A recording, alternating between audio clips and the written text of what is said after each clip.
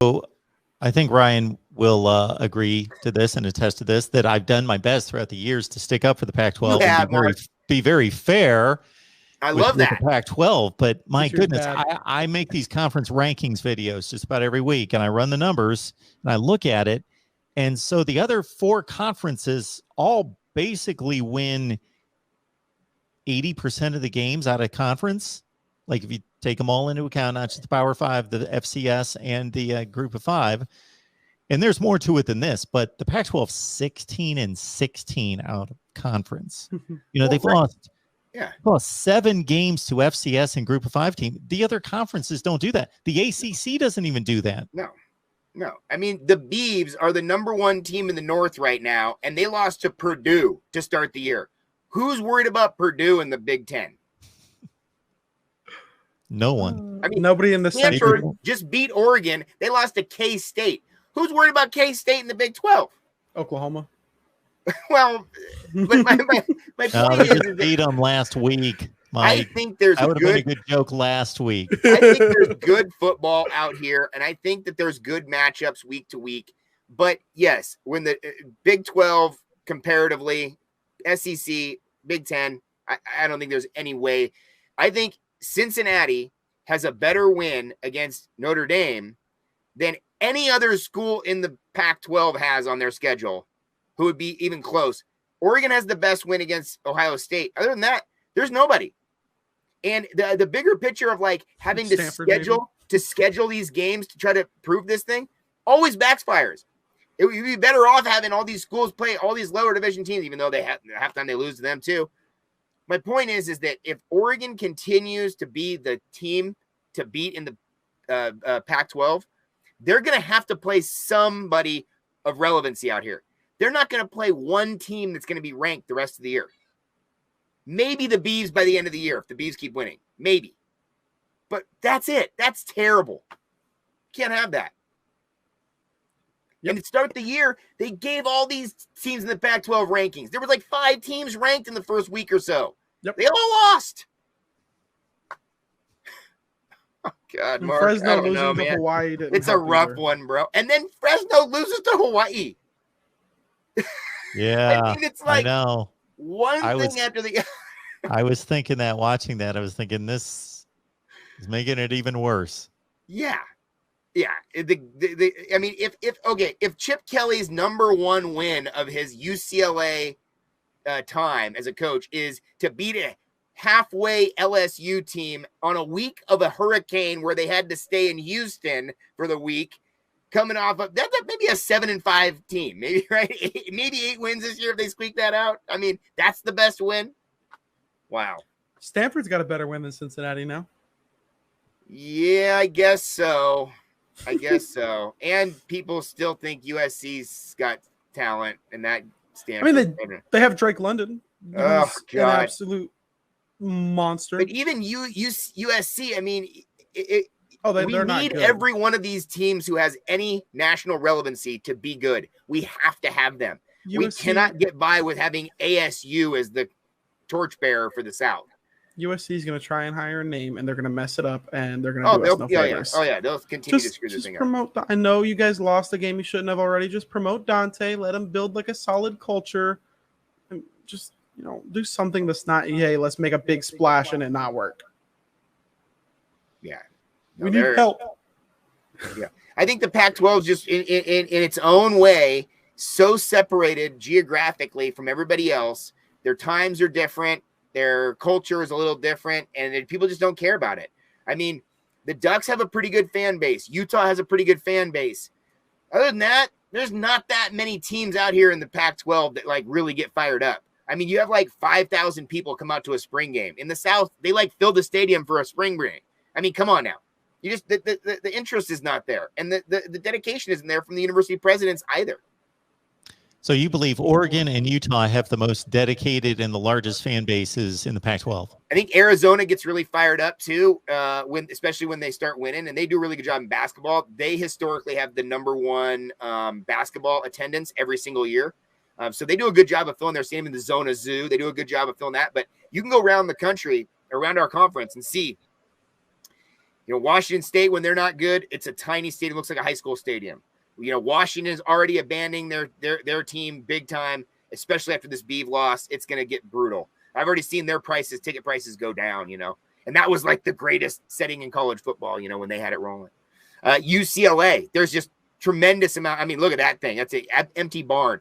USC's even worse. Bandwagon. USC's even worse. If you're not good, we're not showing up. Thousands and thousands of empty seats for a quality game. Stanford, nowhere near. You didn't even sell out the bottom bowl against Oregon. Could you have a bigger game? I don't know. And that's what goes through somebody's mind like myself, right, who watches a lot of Big Ten football, the SEC. When I'm watching that Stanford-Oregon game in the fourth quarter, I'm not surprised because I've been watching Stanford football forever. Sure. But I'm like, wow, there's like nobody there. Yeah, it's not because because there's like nobody there. It's been that way for years. I mean, we'd go play games when Oregon was really good, and it'd be like at best for the other team, 50-50 Oregon and the other team. It's like, big time. Because the Duck fans travel. And because Oregon fans travel there. really well, especially even when we went to Tennessee, we traveled really well. But it's just like none of the rest of the Pac-12 doesn't get up for it. When they redo these old stadiums out here, they shrink them. They took thousands of seats out of the Coliseum when they redid it 2 years ago. They took thousands of seats out of Stanford and Memorial Coliseum for Cal. They shrink the stadiums. Where else in the country is shrinking their stadiums? Only Eugene has increased theirs in recent times that I can remember, right? Corvallis is going to extend theirs too a little bit. But who else is shrinking stadiums? I mean, come on. Oregon State's got a really passionate fan base. It's just not massive. They do. I mean, I think every school has their. I mean, Colorado. I'm not trying to diss on the rest of the Pac-12. They all do their thing, but it's just a different thing out here comparatively to the Big Ten, to the SEC, even the Big 12. You have these stadiums packed. It doesn't matter who's playing. They could be playing Tulane. It's packed. So liquor. Remember, Saban got on those guys for leaving early a couple of years ago. Yeah. You know, you look at Oregon when they leave early. I mean, what are you talking about? There's nobody left in the stadium. Yeah. Sell liquor at Arizona State's games and they'll sell out. So I guess there needs to be some kind of sociological or demographic study that's got to answer this question for me, because I got to think there's all sorts of contributing factors. There is. One would be that a lot of these people on the West Coast are transplants from elsewhere. True. Maybe more so than other places in the country. True. I think a big issue is the amount of teams in California and the amount of different professional sports teams in California. Sports teams or professional sports. But it's also just a cultural thing. I always hear fans say, "Well, we have other things to do out here." It's like, like you can't hike and fish and do everything else in other parts of the country. It's beautiful out here, true, but then it starts to rain. What are you gonna do? I just think that there's a different whole thing out here. It's a different vibe completely. Well, Cali doesn't. Dedication. They don't want to go out there and watch a loss. Like when the Lakers started being bad, they weren't selling out as much. They were starting to lose attendance, and when the Lakers are good again, sold out every game. Where did those fans go? They just didn't want to go watch a team lose. And I don't agree with it. I would still go watch Oregon lose if I could, but it's just a different way of life there. I mean, if you're losing, they're not going to come watch you. There's no reason for them to come watch you. I also think that all of sports have taken a little bit in the last 5 to 10 years, a little bit of an attendance hit. The amount of quality television, the amount of quality shots you're getting with cameras, the price of the games, the price of travel, the price of just getting gas to go to the game for some people. Most of these environments on the West Coast also are in college towns. They're not in the major city. Besides Los Angeles and Seattle, you don't really have, you got to go across the bay to get to Berkeley. You got to go all the way down to Stanford if you're in the Bay Area. And, cost of living. I don't know if you guys realize this as well, but cost of living out here is taxed. I mean, dude, it costs a pretty penny to live on the West Coast. So it's not like there's a tremendous amount of disposable income for everybody either. So I think people kind of pick and choose where they want to spend their entertainment dollar. I know specifically in Portland, there are people who get season tickets to go to the Blazers. They get 42 or 41 home games a year. And they pay pretty much the same price as what Duck fans are going to pay to have season tickets for 7 games a year at Autzen, where you got to drive 2 hours to get to the game. So there's a lot of incentive there for people to not go to these college stadiums. I also think there's a time element. It's an event. It's an entire day. And You know, you're a working person, you work Monday through Friday, you only have 2 weekend days off. So you're going to take, instead of just flipping the game on at game time and being done with it when the game's over, and you can shut the TV off and then go to the beach or go to the mall or whatever you want to do, you got to invest a lot of time with traffic and sitting in the stadium an hour before the game. And, you know, it's like a 7-8 hour event. Easy. And the games take forever in the stadium as well. Every game's on television now. You know, the old days of being able to go into a stadium, see a 2-hour game. No way. Everything is now delayed. They get the guys on the headset. It takes them 5 minutes to set up the thing so they can look at the review. I mean, everything takes time now. And they have to do little song and dance between every single advertisement, everything else. I mean, it's wild. The in-game experience is still great. I still love it because I'm used to it, but I get it wherever people are like, nah, I'll just take it on my couch. I'll drink a beer here. It's all good. So I kind of want to address that question. Yeah, I do as well. But before, go ahead, before I do that, you know, one thing that's kind of weird in this, even down here, I live in Florida. I'll go to Gainesville, even on a Gator game that's not sold out. You go to the bar across the street from the stadium, or you go to like you go by the frat houses, packed. They just don't want to go into the game. They're just like, hey, we can all get absolutely hammered out here, have the game on a giant screen sitting in a yard of a frat house and just have a gay old time. I think it's going to improve. It's going to get back to normal in the South with them starting to allow alcohol sales in the stadiums. I think that was a huge thing. But what you guys witnessed with the Ohio State-Oregon game is completely uncommon, and it was very strange because it was such a big game that Ohio State did not sell that game out. I believe they didn't meet the sellout because, truth be known, I hate to reveal this from time to time. I'm 53 years old. In Ohio State, the only time they came close to not selling out a game was in 1982 because they had lost 3 consecutive games, and they almost didn't sell out a game. That place seats 111,000, and it's sold out every game. And to Ryan's point, Youngstown State, Akron, some horrible opponents. Yes. And it's still always sold out. But with COVID, with the ticket prices, ticket prices were insane for that game. I don't think they hit the sellout. I knew that there was like 10,000. Somebody bought the tickets, but nobody actually came to the game. Like somebody just bought it, so it's a sellout. But technically, a booster bought the tickets. Well, this question, if you don't mind jumping on this, is a good question. This NIL takeaway from the Nike deal. I'm not exactly, because if I could set this up real quick before you get some of the Division Street thing, a lot of people tell us that they listen to this and don't necessarily watch to know what question is asked. So Mike 3883 says, does NIL take away from the Nike deal? Players can make their own deals now with corporations. And I think Oregon has been an interesting and unique question in this since NIL came up, that I've been asked a number of times about the Nike situation being so connected, of course, to the University of Oregon. So I've got the two right guys on here to address that. Did you see the new company, Mark?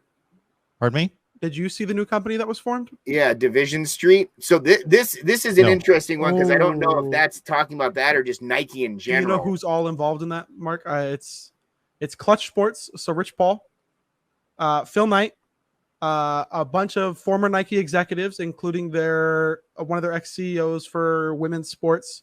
It includes United Airlines. It includes Pat Kilkenny. All the heavyweight. It includes, a bunch of heavyweight Ducks and a bunch of heavyweight corporate business people who had no relation with the Ducks previously. Yeah. And Nike, pretty much Nike, convinced them to form this company specifically with the purpose to helping Oregon athletes with NIL deals. So it's involving if you want to take the broad scheme of things, it's involving LeBron James, Jordan Brand, Nike Brand, United Airlines, and all the boosters at Oregon, plus some other executives from other companies. And what it's doing is it's kind of separating itself from Nike and becoming kind of its own entity with a lot of brain trust, obviously, connection with Nike, but not running off of Nike's dime, but more on the level of creating its own in-house kind of factory to help these guys and women be able to line up deals. It's very interesting. Rich Paul was really huge for that. Future focused and player focused to their own interests. It's really cool. I was really shocked to see Rich Paul like specifically named as part of it. which is LeBron's obviously longtime best friend, runs Clutch Sports. And I think that was awesome. Well, I think they're just trying to get the best of the brightest on this to start this thing up. And then obviously, schools I don't think they'll suit. have a huge say in it. You know, even Sabrina, I don't think is going to have a huge say in the thing. I think they're going to get people to kind of run it. But what it's unique is that it's a situation set up for Oregon athletes. It didn't say college athletes. It said University of Oregon athletes. So I do think that's one step up. We knew this was coming. You know that there's influence there. Nike does not come around Eugene and just hand out handfuls of cash. It's not how it goes. But Nike is very influential. Nike is also very influential to all other teams that have the Nike deal. I mean, Ohio State has a bigger Nike check than Oregon does every single year. I guarantee it, for their whole athletic budget, because it's a huge athletic budget. But Nike specifically does some things at Oregon that are different than other places. They use Oregon as a testing ground for a lot of their newer innovations with their jerseys, with their shoes, with all the other sort of stuff that they do. And then they also look at it as an opportunity to expand their brand with the youth. They want to connect to the next generation. They always want to get the freshest minds and the newest thing in there at Nike, constantly looking at the future. And so they're trying to set up a situation where they can have a platform so that these kids can come in, get established in the community, and then from there, just jump into it and start making money. Yeah, it's really helped because as Oregon started, you know, obviously Nike was huge in Oregon becoming a decent football program and being a good football program. And as the athletics got better, the attendance started to rise. Well, the University of Oregon does feed a lot of Nike's employees. So, I mean, there's direct mutual benefit for Nike, as well as obviously the history behind it. And it's really cool to see Oregon be first at something involving NIL. I mean, I know that was coming. We had the first NFT, I believe, with Kayvon Thibodeau. And then LSU had the first deal with the sports book with Caesar's Palace. And, you know, it's really cool to see. I want to see who comes out with this next. My guess would be either Miami or USC. Yeah. One of the things also I think that's important to understand about this is for all athletes. So, you know, I think Oregon is track town, always has been. You know, we talk football here, and football drives the needle for most people, but Eugene is still track town, USA. Big time. And track athletes have a unique kind of path to their profession. And so I think this is also incredibly concentrated on getting track athletes more closely lined up to getting deals and promoting themselves as an individual brand, rather than you'd see a lot of team sport guys do. I think you will see the football players, basketball players take advantage of it, but I still think the individual side is going to have a much bigger deal. I mean, like Aaron Wise, for example, the golfer that went on, now he's a PGA golfer. You know, he gets such had cool gear, huge revenues through the golf community. His senior year when he was the golfer of the year, and they won the national championship. His Nike check is nice. His Nike check is nice, but he could have started that process years in before. College. Yeah. And again, I think this goes back to that argument of people love to talk about when you have the opportunity to go, you go. Well, if you can start making some money before, that might give you an opportunity to stay. And there have these guys who try to jump for the money every year when they're a junior and they're not ready yet. The NFL forecasts them as maybe a 4th or 5th round pick or something, and they still go. And in basketball as well. Basketball, these guys want to jump immediately. They want to be one and done. They want to do this, that, and the other. Giving them a little bit of a check early might keep them incentivized to stay until their craft is actually ready to get to the next level and actually make the real money. Because all these pro athletes will tell you that the first contract's fine, but you got to get to that second contract. And these are the kind of people in your corner to have you set yourself up to where you can get to that point. If that's the goal, then that's the deal. I don't think it's necessarily trying to hand out money to recruits or try to say, oh, recruits can come here and make a lot of money. I still think you have to be able to be the player and be the personality to do it. But I do think that this is a nice opportunity for Nike to, one, separate itself from the Nike division and create something brand new to really help the players individually. I think it's going to be just this, you know, it's going to be huge for track. But I think what they're going to take advantage of is the women's sports. Big time. Because, I mean, some of the most marketable women in collegiate sports of late have been Oregon Ducks. Big time. Aside from the acrobatics girl at LSU, Olivia Dune, and the basketball players at UConn, and Sarah from Vanderbilt, the kicker. Right. You know, a lot of the most marketable female athletes of late have been, you know, Haley Cruz, have been Sabrina Ionescu, have been Jasmine Sivers, you know, all these players, and I think they're going to take a huge step towards that. Yeah, and with the, like, it's a great point, Mike, because with this era of Title IX, you know, me growing up in the 80s was right at the beginning of this kind of a thing, you know, and you really have seen this thing blossom now to where you have a full-blown sports industry with women across the board that are taking their own viewer share of whatever the big bottom line is for ESPN or anything else. And they will start marketing for this. I mean, Sabrina, perfect example. I mean, what she could have garnished her senior year by being the face of the franchise, beating the United States team in that preseason game, going all the way down. Now, obviously, it would have gotten interrupted by COVID anyway. But that last year, Sabrina could have put herself in a position to make some serious bank going forward. And just the bang for the buck alone on just advertisements. I mean, what she could have made just with advertisements that year when her name was across the board in women's sports. I mean, it's a pretty penny. The highest paid NIL athlete at LSU is not a football player, not a basketball player. It's a women's, it's not track and field. It's like tumbling, acro and tumbling. Acrobatics and tumbling. Yeah, it's a women's acrobatics and tumblings athlete.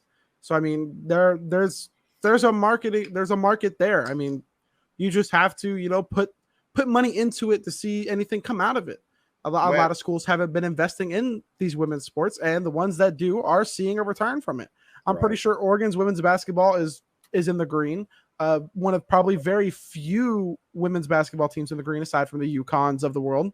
Right. And, you know, you just have to take that initial hit, invest in the program, and you'll get your return. I mean, there's something to invest in there. There's some great athletes over there, and it's just time for schools to start investing in it more.